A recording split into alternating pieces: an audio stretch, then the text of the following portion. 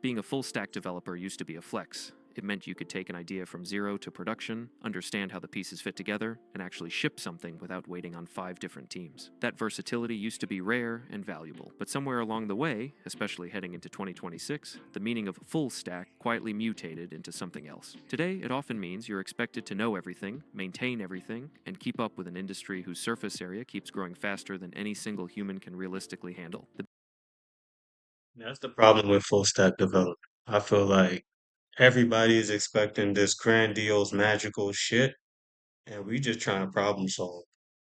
One area is full stack development, the other is front end, the other is back end, the other is DevOps, the other is CI/CD, the other is API management, the other is whatever the fuck is being required of us. All I'm trying to say is, only reason why it sucks to be a full stack developer is because AI can do everything at a sloppy level. So it's like we're garbage people at the end of the day, cleaning up AI slop, to be honest with you.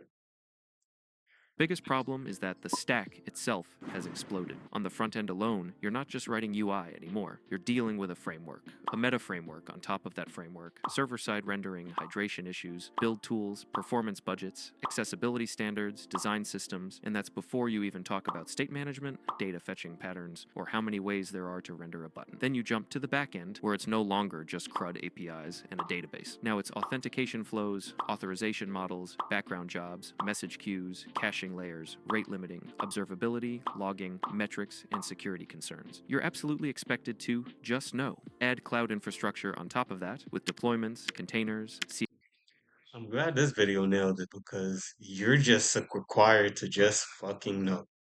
Imagine going on an interview today and saying you didn't use that language yet. You know how much competition we have today? Nigga, you gotta lie on every interview. Even if you haven't done the language or learned it, you have to lie about it. Even if you have, I can guarantee you it's not to 100%. So you're no better than the person who doesn't know it. You're just waiting for some shit to blow up in your face for you to actually learn what the fuck not to do next time. Legit. Which is crazy to me as a developer because we're trying to problem solve, not wait for a problem to solve.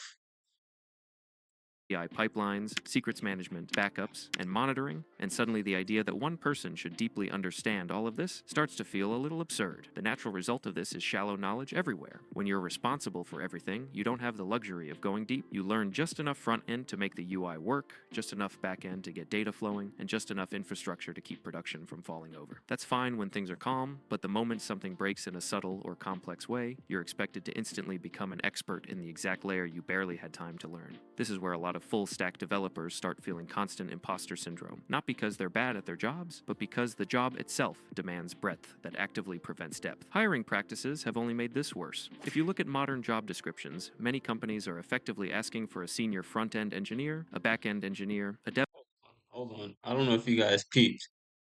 Oh, it didn't show you how much people applied to this motherfucking job. options, Alright. engineer, and If you look at the state of the world when it comes to job applications, you're going against 10,000 plus applicants every day. Every day you're trying to be the best out of at least 10,000. If not 10,000, maybe 1,000. If you're lucky enough to find a post within an hour or 30 minutes, maybe 1,000. That's a lot of niggas.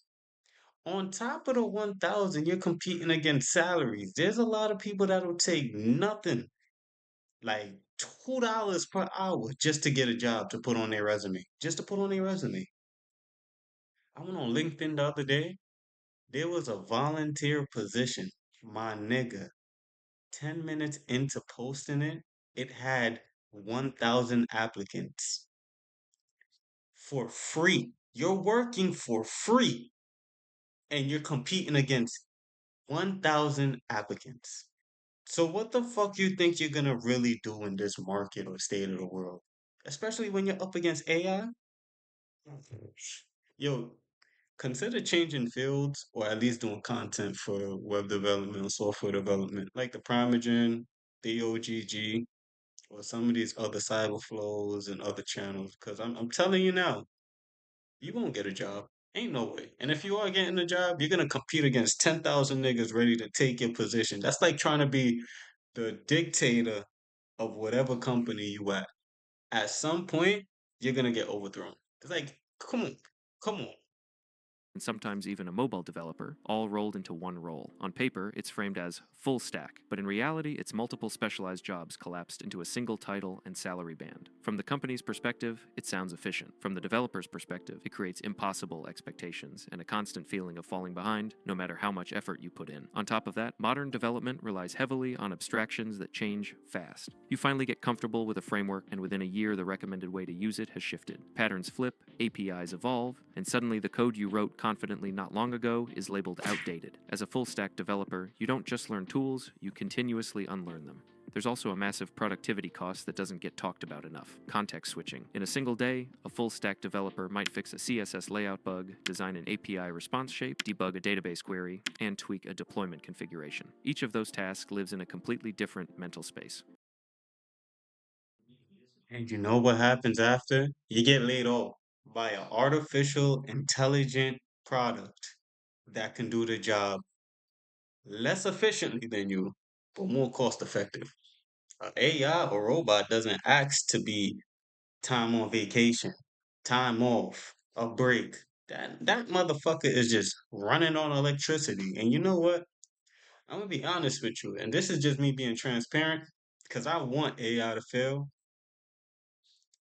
If I had a choice between choosing between a person or someone that doesn't require anything, like at all, and I just gotta invest my money on electricity bill and the best build data centers, hey man, I call me an asshole, but you're out of here, my nigga. But hey, look, make sure y'all like, comment, and subscribe.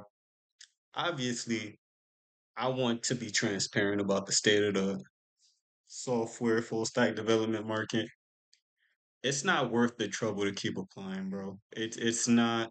At the end of the day, if you're passionate about programming and development, you should be able to do it on a creative level. You don't believe me? They're trying to make AI engulfed in this creative entertainment world where you see Disney signing with AI, you see Amazon trying to get a deal out of AI, ChatGPT. My dog, it don't make no goddamn sense. It don't make no goddamn. What are you gonna do as a programmer today? What problem are you solving? Figure that out. As a programmer, you're supposed to solve a problem. What problem are you solving in these companies right now? It's like a race to the bottom. Like the only problem you're really solving is fixing whatever bullshit they don't already know so they can replace you with a robot that doesn't know any better, but could at least be cost efficient. My name is E from Brazil, and I hope y'all like the code report.